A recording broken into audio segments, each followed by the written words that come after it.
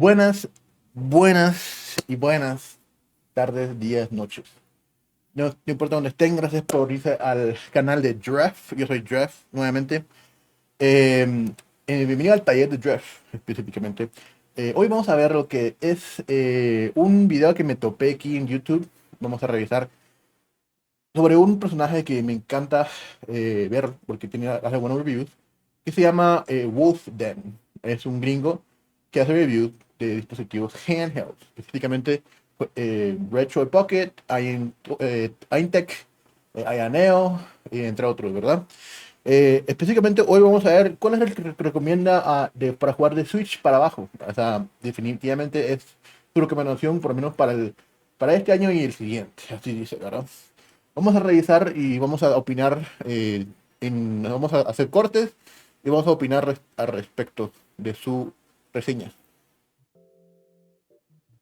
For the past, what is it, 3 years? Everyone has asked me, what's the best emulation handheld for everything up to Ay, tengo una GameCube coca. games?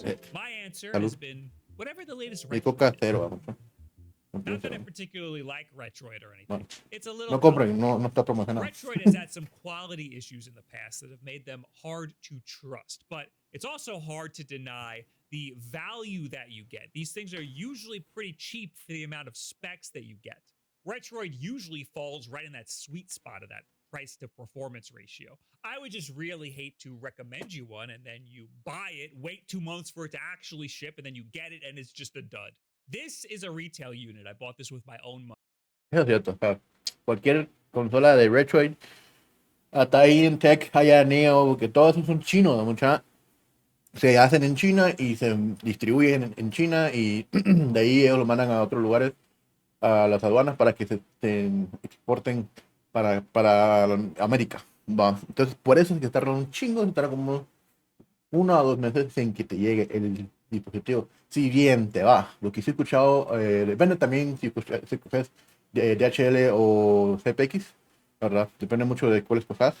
Por ejemplo, pero los dos pueden fallar aquí en cualquier momento, como cualquier empresa, ¿verdad? De importación y exportación.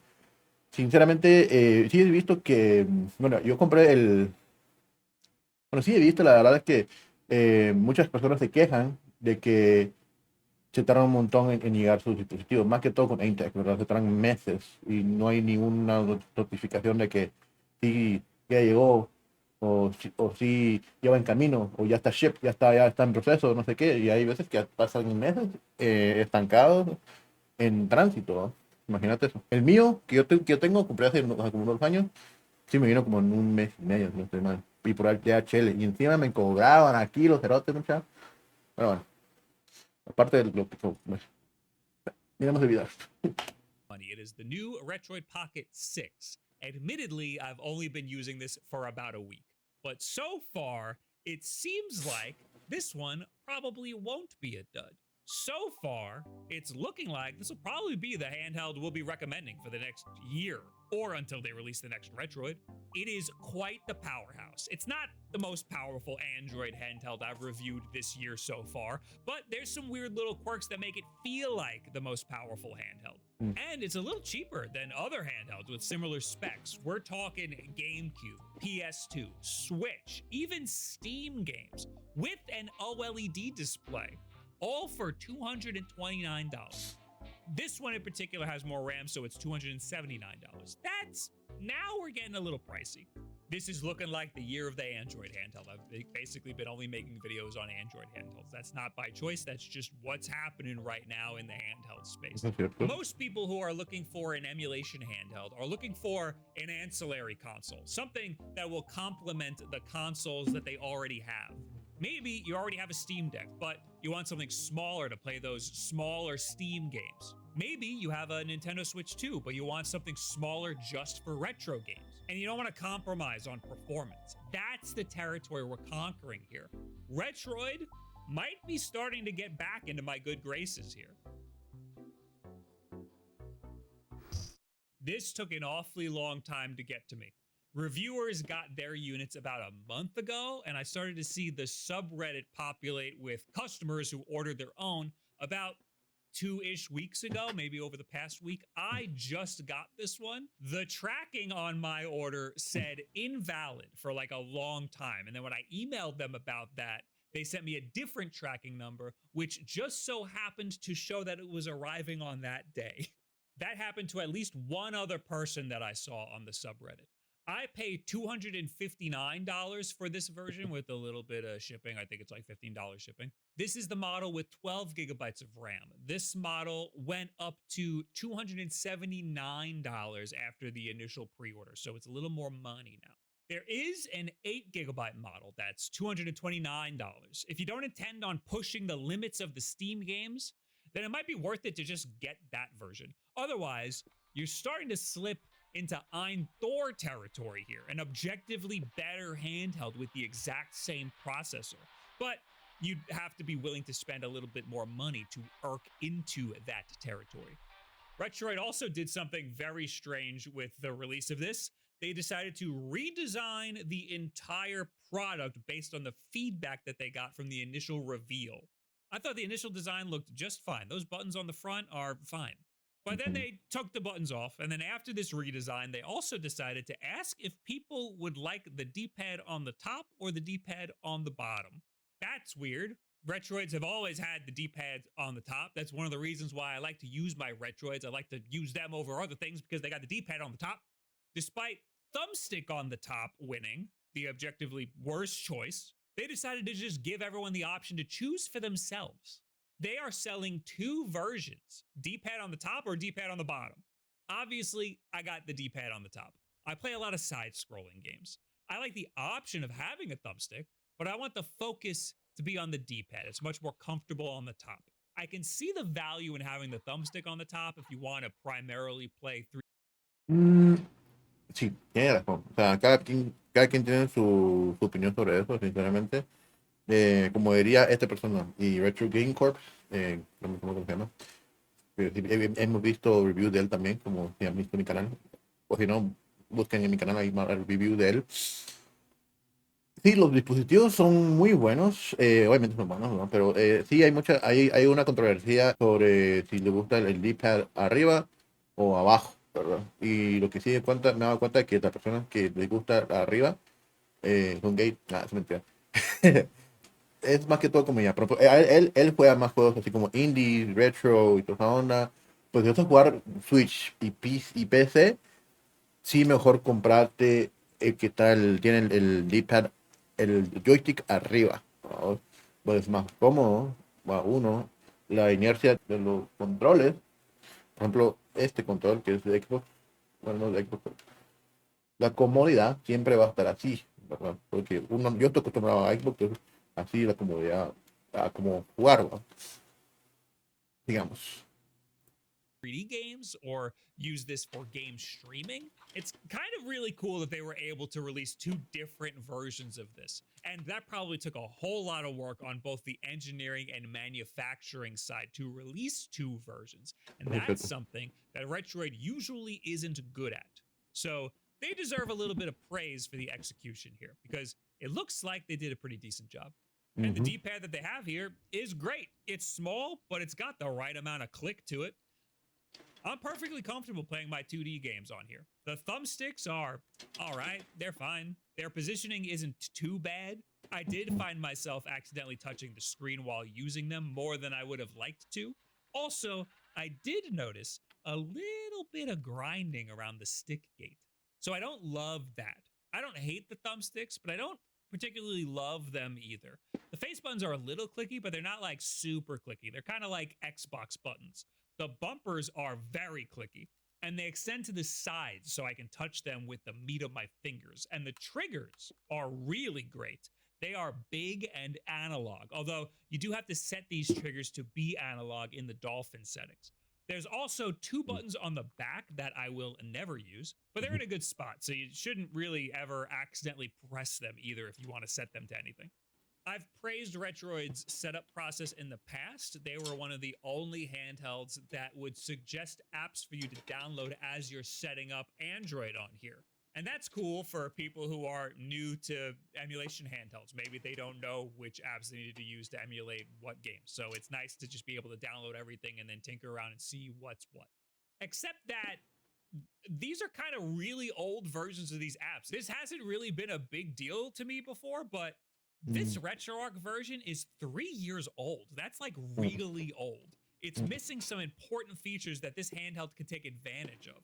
And if RetroArch is that old, these other ones are going to be old too. Nobody uses Citra for 3DS emulation anymore. We've moved on to Azahar. You might be better off just downloading all of the apps yourself instead of choosing it from this list, with the exception of Aether SX2. That one is a little bit of a pain in the ass to find, so you might as well just check it on this list that Retroid gives you. Pretty much everything you could just Google and find it over on a GitHub page somewhere. I use Eden for Nintendo Switch emulation. We got Dolphin for GameCube emulation. We got Azahar for 3DS emulation.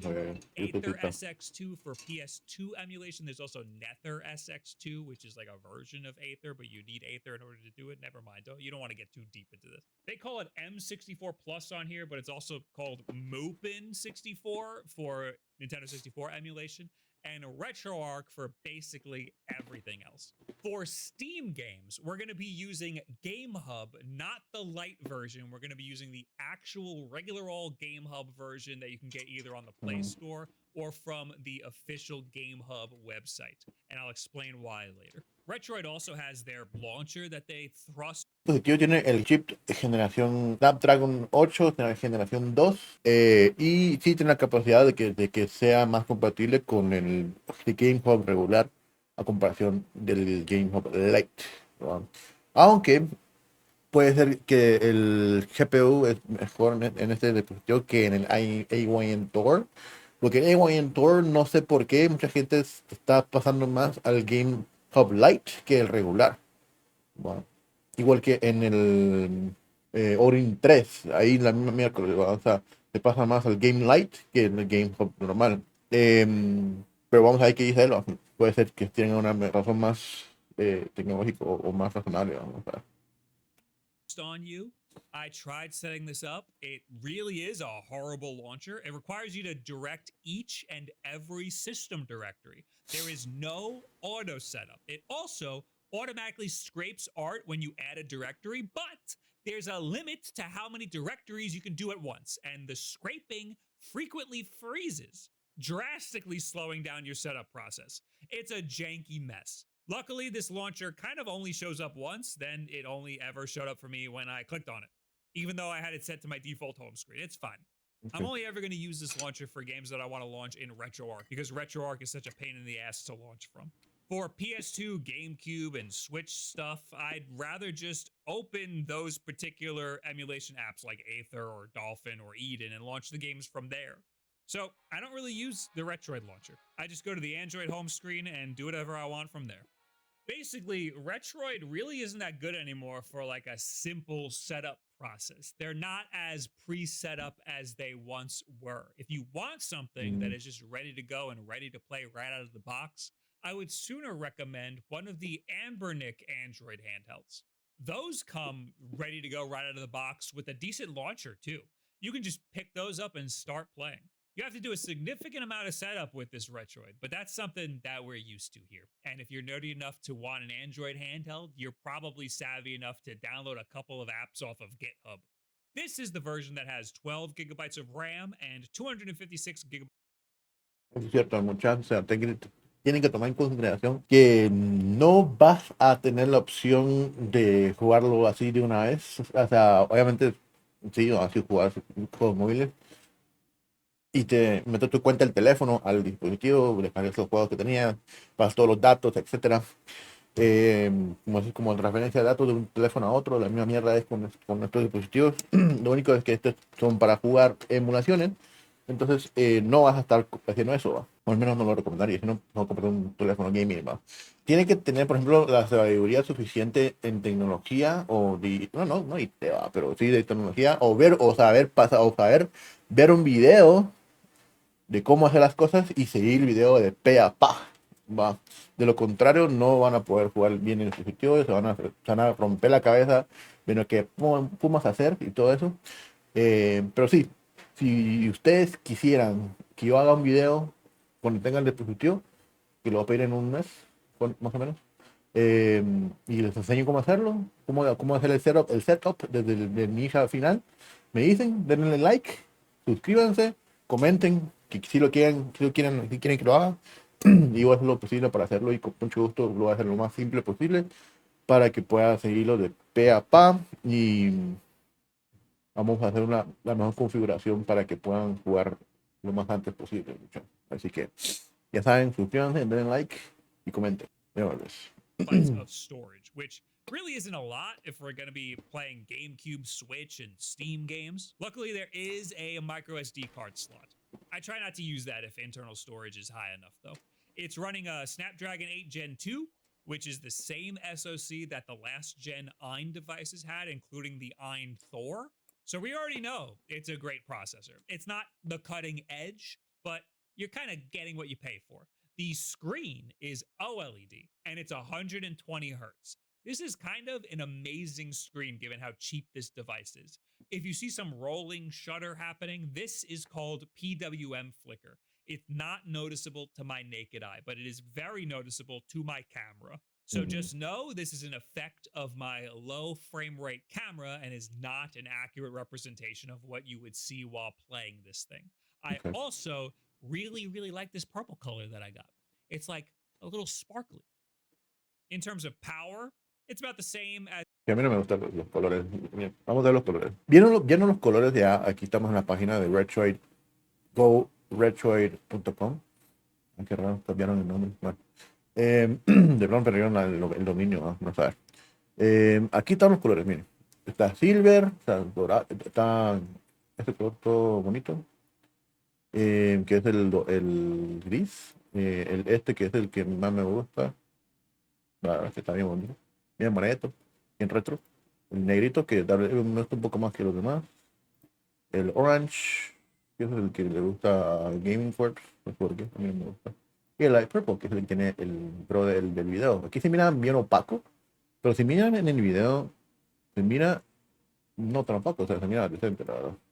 No me gusta, la verdad es que no me gustan los colores que cogieron para este dispositivo, porque miren, si miramos los colores que pusieron en este o en el 5 están preciosos, o sea, mira, o sea, este está bonito, mira el GameCube, puta, color GameCube está buenísimo, el negro, igual negro, el hielo, puta, me parece Switch esa mierda, bueno, y, bueno, puro Switch, vamos. Pero por ejemplo, aquí, el RP5, GameCube, mira qué bonito, está precioso el color, mano, negro, blanco, son básicos, pero puta, color GameCube, por lo menos hubieran agregado el GameCube Color. La verdad que el color GameCube hubiera sido top para el RP5, vamos. Y aquí vamos a ver los precios. Mira, aquí puedes ver que puedes escoger el D para arriba o D para abajo. Vamos a ver. Estoy acá arriba, me gusta a mí. Yo prefiero esto, la verdad. Más como sí. Aquí tenemos ya $279, que son, bueno, en quetzales se podría decir un estimado, no exacto, porque no, sería 2.232 quetzales. Si multiplicamos por 2, son 4.464 pesos mexicanos, ¿no? Hace un aproximado, tampoco es exacto, es por ahí, ¿no? Ese es el precio. Y ya vimos un video, ya hicimos un video de todos los artículos adicionales que puedes conseguir. Ahí lo miran. También exactamente del Retro Pocket 6 también está ahí. Continuamos aquí. Vamos a ver. Besides the Odin 3, it slightly edges out the Ein Thor, but I don't think that really means much. That thing is rendering a whole ass second screen. The Retroid is getting about the same power as the other single screen Eins. And the only one of those that has a 120 Hz OLED screen is the Ein Portal, and a similar spec Portal is going to cost you about... Aquí podemos ver el Odin 2 Pro, el Max, puta, el Max tiene algo de diferencia. El Odin Mini, si no saben cuál es el Mini o cuál es el no Pro, ¿no? Bueno, aquí está el Odin Mini, Odin 2 Mini, por si no sabían cómo era. Lamentablemente no está a la venta, no sé por qué, posiblemente porque después van a la venta, no sé exactamente por qué. Esto solo es un diseño de los joysticks, si quieren comprarlo, comprarlo. Pero este es el Godin 2 Mini, igual con pantalla OLED, solo que tiene más una forma más de PS Vita, ¿no? Y es más incómodo. Posiblemente pues que ya no lo venden, ¿no? O sea, y este es el Godin 2 Portal, que es el mismo, tiene la misma potencia, tiene la misma potencia exactamente que el RP6, solo que este tiene una pantalla más grande, más chulo y más precioso. Y este es el AOA en Tor, que él mencionó, que el Retro Pocket 6 le gana un poco más, le gana un poco en performance, o sea, en rendimiento, pero tienen que tomar en cuenta de que tiene dos pantallas, o sea, está renderizando dos pantallas al mismo tiempo y por eso es que posiblemente no le gana al 6, ¿no? Y porque es una distribución de recursos muy significativa, digamos. About $100 more than this Retroid. So that's the sort of thing that we're comparing this against. Don't get this if you want the most powerful device that's out right now. You're getting this because it's got a decent amount of specs for the price that it costs, if I haven't made that clear enough already. We're going to get into the emulation performance tests, but before we do that, I want to say that I went into each emulation app and I changed all of the rendering modes from OpenGL to Vulkan. They defaulted to OpenGL for some reason. Now, imagine giving this to somebody who has never emulated anything before and being like, oh, by the way, just go into all of the apps and change all of the rendering modes from OpenGL to Vulkan. Do you think they're going to know what the you're talking about? Retro games all run great on here. You get the added bonus of having a 120 hertz OLED screen, so you get the benefits of black frame insertion. Essentially, you have so many frames per second at your disposal that you can insert a black frame every other frame and still hit that 60 frames per second mark. This helps the motion blur look like it does on a CRT display. It's honestly a really cool effect that doesn't look that cool on camera, but when coupled with a CRT shader like the CRT Geom Deluxe shader in RetroArch, it looks really, really cool to your naked eye. It makes this device. Si no saben qué es CRT o CRT, es la tecnología que se usaba antes en las teles grandototas. En las teles grandototas que tienen un gran culazo atrás. Les voy a enseñar. Bueno, pues si no sabían que era un CRT, aquí está el CRT TV. Es una Toshiba, había Samsung, había Sony, había de todo. Mucha en esa época dorada, tiempos del Nintendo 64, GameCube, Xbox clásico. Bueno, esos son con los que yo crecí. También está el Sega, el Dreamcast, entre otros. Mucha. Aquí podemos ver un claro ejemplo de una persona jugando con el GameCube en un televisión CRT. Y antes, por ejemplo, este tiene la opción de meter DVDs, ¿no? O sea, tenía un DVD player, ¿no? La verdad es que es buenísimo, ¿no? Ahorita ni se usa el DVD, ¿no? Puta, imagínate, que estamos viejos, pues. Hay muchas comparaciones para los juegos de retro que son mejores ahora, bueno, que son mejores las gráficas antes cuando tenían la tecnología CRT, porque antes los juegos retro fueron hechos para esas televisiones, entonces las texturas y los reshades y los colores fueron adaptados para esa tecnología, ¿va?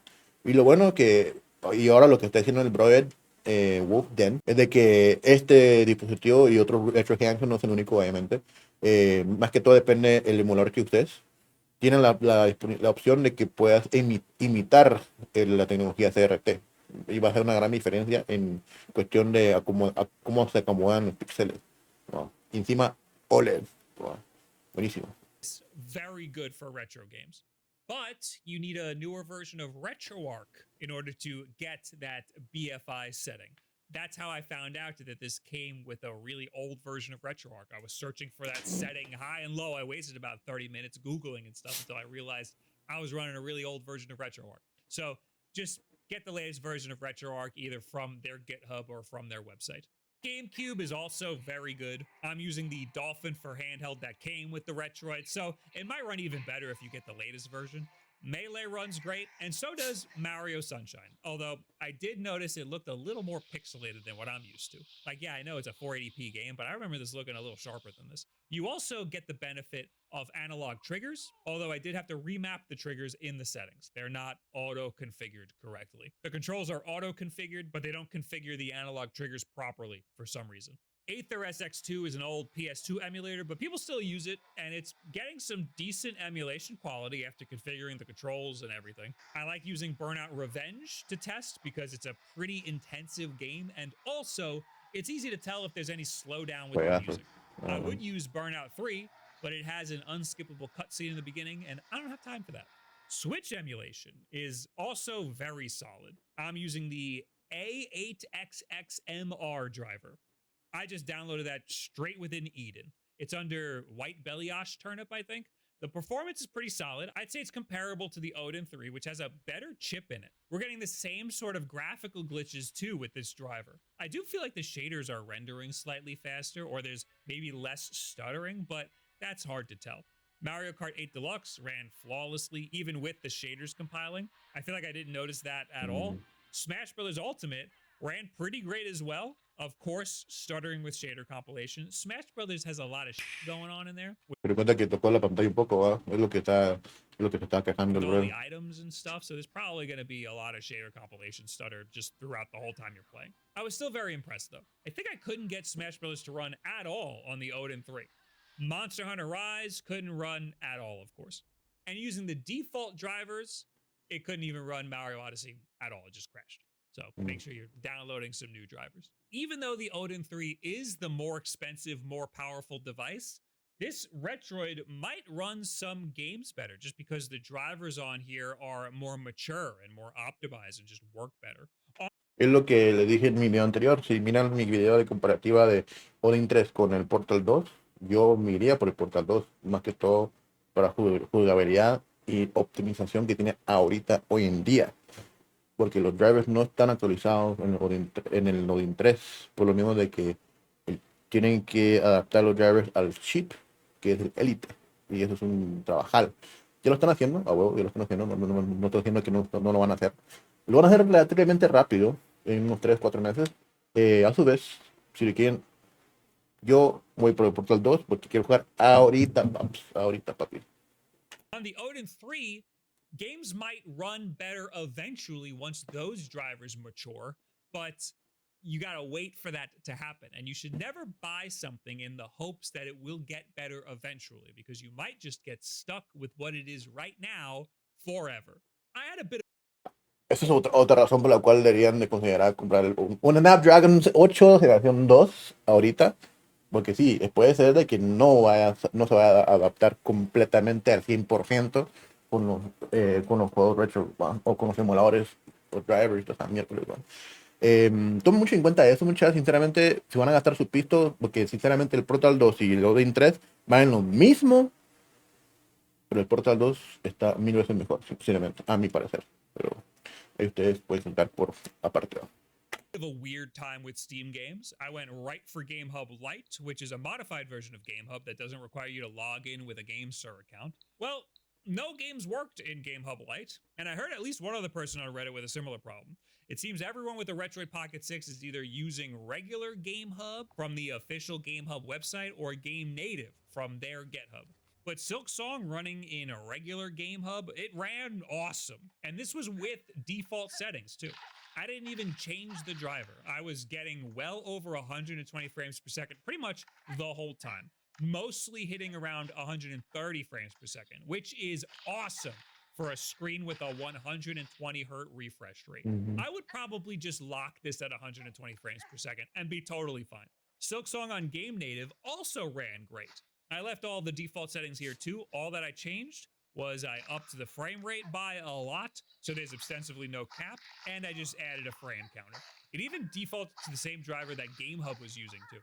Game Native is getting around 10 frames less than GameHub was, but it's still hovering around that 120 frames per second mark, which is still very, very good. I'd say use whatever app you want for Steam games. They're both going to be good. Skyrim in GameHub kind of ran like ass. I was getting 20 frames per second. Maybe you could tweak these settings to get it to run a little better. Es que el maje también, tu madre está jugando el Special Edition, o sea, Remaster Edition, mo. A huevo que va a correr como la miércoles, ¿no? Ay, no, qué risa. I think in the past it's been more optimized in Game Native, but don't expect too much frame rate out of this game anywhere. Neon White runs pretty great, between 50 to 60 frames per second, but it's pretty consistent the whole time. The Resident Evil 2 demo just didn't work with the default driver, but I switched to the newer one, and it at least opens now. The frame rate is extremely bad, though, so... Cierto, ahorita que vi Resident Evil, si quieren que haga más juegos de miedo, o sea, gameplay, más juegos de miedo, como Silent Hill, estoy muy emocionado por probar Silent Hill. No lo tengo todavía, pero ahí tengo. También tengo The Mortuary Assistant, que es de un lugar donde arreglan a los muertos para cuando van a meterlos al ataúd, ¿verdad? Y ahí tengo el gameplay. Bueno, mañana voy a subir el gameplay que hice de Madison. Juegazo, la verdad. Me cagué el mío, la verdad, sinceramente. Pero sí, si quieren más videos así, díganme en los comentarios y con mucho gusto los hago por ustedes, porque los adoro. Don't expect much here. Grand Theft Auto 5 is a big game to be putting on this tiny little device, but we got it there. You can expect between 30 and 40 frames per second. It's mostly smooth, but you can expect some minor stutters. You can expect double this performance with the Snapdragon 8 Elite on the Odin 3. But I think this is a pretty decent showing here. Really, I would only use the Retroid Pocket 6 for small indie games like Hollow Knight, of which there are plenty of that I love to play. The performance is pretty good. It's pretty much exactly what we would have expected. It's not as powerful as an Odin 3, but it gets pretty close. It is really cool when a big game works, just don't really expect them to. We're just testing the waters here. All that being said, we're just seeing similar performance to what we've seen on the Ein 2 devices, like the Ein Odin 2, the Ein Thor, the Ein Odin 2 Portal, the Ein Odin 2 Mini, and those devices have been out for a little bit. We're just getting that performance at a little bit of a cheaper price point and with a 120 hertz OLED screen. Don't forget about that. And well, I can't believe I forgot this, a motherfucking D-pad on the top. This is exactly what Retroid is good at, that price to performance ratio. The specs are here. The price is decent, even accounting for the chip shortages and tariff prices. What's most... Sí, tiene razón, los precios están excelentes para Retroid. A su vez, tienen que tomar en cuenta de que los dispositivos de Aimtech tienen mejor precio, bueno, tienen precio más elevado, por lo mismo de que tienen más espacio de almacenamiento. Por ejemplo, lo más que llega es 256 gigabytes, ¿verdad? Obviamente, la opción de tarjeta no sé cómo se llama, tarjeta micro SD. Bueno, este es el Pro y este es el normal, obviamente. La única diferencia es esto, y aparte la RAM, la Pro tiene 12 y este tiene 8. El Pro te va a salir, como dije anteriormente, de 279, pero eso sí, es todo lo que vas a tener, no vas a tener más. Y eso sí, si vas a jugar juegos de PC, como en GameHub, mejor andarte por un dispositivo Inte que tiene más memoria. Porque el GameHub, lamentablemente, solo se puede utilizar con, puedes bajar juegos si tenés memoria interna, no externa como una micro SD, lamentablemente. Por el momento no han habido ningún dispositivo que se pueda aumentar físicamente la memoria, como las tintas, que sí se puede, pero vamos a ver qué tal, ¿no? Pues posiblemente en el futuro va a haber una opción así, pero no sabemos. Most impressive is that they managed to keep the jank levels down to a minimum while keeping that price reasonable. I might actually be using this for the next year. I have other more powerful, more expensive devices, but I'm probably going to be picking this one up because it's powerful enough and the D-pad is where I want it. This is the perfect little machine for my low-powered Steam platformers. The new processor is also a welcome upgrade. I'm not that upset that it's not an 8 Elite. I'm totally fine with it. If you want that, get an Odin 3. I think going with the older processor helped keep the price low, and we got some stable performance to boot. I think probably the best upgrade we got over last year's model is this nice 120 Hz OLED screen. Everyone loves an OLED screen. 120 Hz is really what I'm here for, especially now with Steam games on. Pues sí, obviamente, If you're willing to spend a bit more money, ahorita. the Ein devices are still great. I think if money's no object, the Thor might be the one to recommend. It is the one you'll want if you want a dual screen clamshell. It just really depends on what you want. If you're looking... Obviamente, si depende de qué lo querés, ¿no? Si quieres un cuarto 3DS y así en su máxima esplendor, AYN Thor is the way to go, bro. Always. Y es el que quiero comprar yo. The most reasonably Bueno, priced... yo quiero un vergo de cosas. Quiero este, el 6, el Retro Pocket 6, el AYN Thor y el Odin Portal 2 para hacer reviews para ustedes también. Y obviamente gozar yo a... device, something that can get you to those GameCube and Switch and low-powered Steam games. This is going to be the one we're recommending for quite a while. That price to performance is perfect, even though they raised the price by $20. Ahí está el mío, mira, ahí está mi AYN, mi Retro Pocket 4. Solo que este es el color 8. Still fun.